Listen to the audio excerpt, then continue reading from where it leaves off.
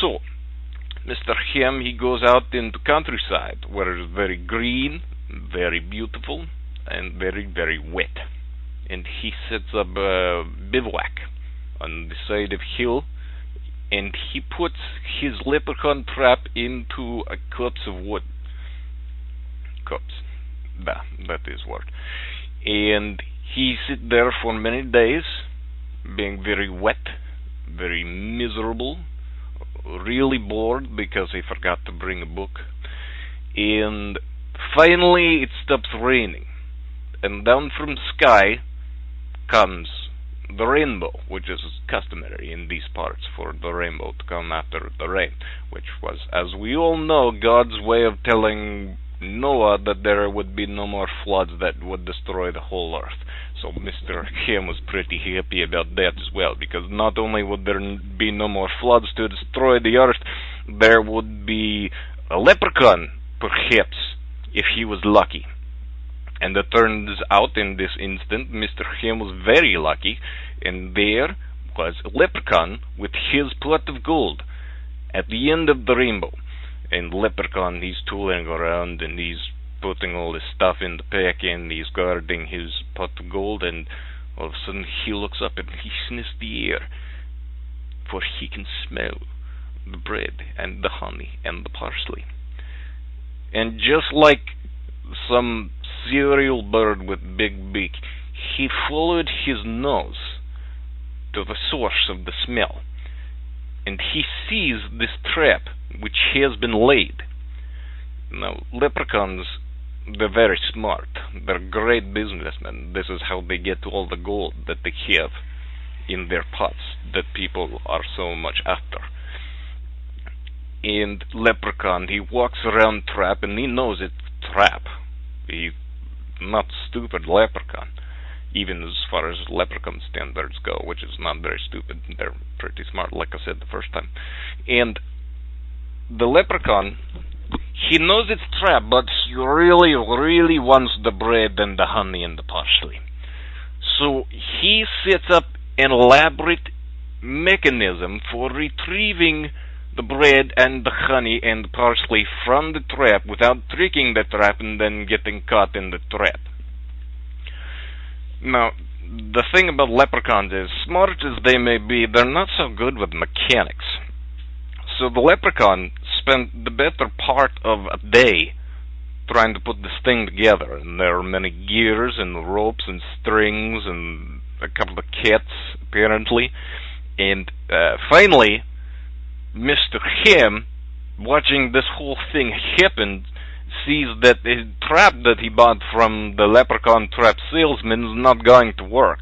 So he has to find a different way to go down and catch the leprechaun. So he digs in his pack and he brings out a tiny hammer made of lignum vitae and rosewood. Very, very nice. And he thinks that perhaps he can just go down, sneak up on the leprechaun and give a crack over the head. So Mr. Ham, quiet as can be, sneaks down to the copse of the woods where the leprechaun is most industrially working away, trying to make a machine to get him some bread and honey and parsley, because, you know, you can't magic that stuff, you have to do it manually.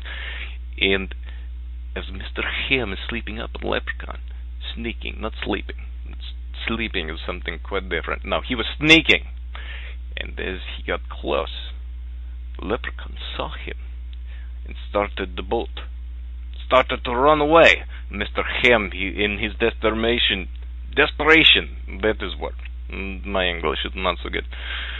Mr. Ham says, "Hey, Mr. Leprechaun, wait, I just want to talk to you. I don't want to steal your money or your pot of gold or anything like that. I need your help. I am in a desperate situation." Leprechaun, he was wary, but they always like to make a deal. So Leprechaun says to Mr. Ham, "What is that you're looking for?"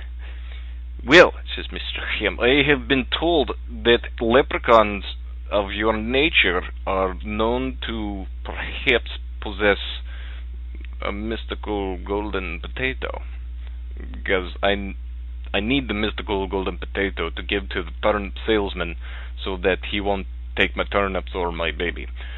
And the leprechaun says, "Ah, you made a deal with the turnip salesman, didn't you? Yeah, sir, you'll get... Well, perhaps I could be persuaded to give you my mystical golden potato, but it'll cost you something fierce." Mr. Hem, he says, "What is price? I have many monies that I could give to you. I got like a bunch of rubles." The leprechaun says, "What the hell's a ruble?" Mr. Hem, he says, "Well, it's like this metal disc that is used for trade in my country." The leprechaun, excuse me, I switched accents too early there.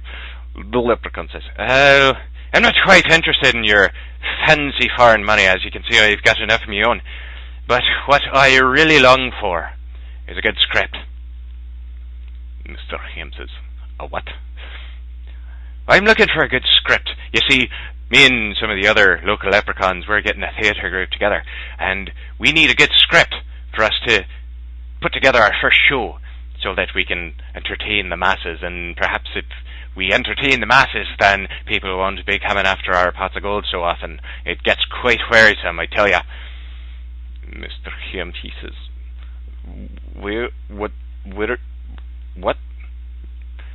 Look, it's simple, man. All you need to do is get me a script. A well-written script, mind you, so that we can put on our show and make some cash on the side and entertain the people. You can probably find a writer hereabouts, or, I don't know, try America. They have tons of writers there. They have Hollywood there. That's right. You could go to Hollywood, and you could find yourself a script writer, and he would get us a script, and we could do our show, and that would be grand, wouldn't it? So you're saying all I have to do is go to America, get your script, bring it back here, and you will give me mystical golden potato. You have the right of it, sir. That's all I'm asking. It's a small price to pay, but I think you'll find it worthwhile, so that you can keep your turnips and your baby and your life. So, it was with this confounding information that Mr. Hem found himself on a plane headed for America to meet with famous scriptwriter. This is end of part 2 of Mr. Hem and the turnips. Now back to Haplo Show, because she is good DJ.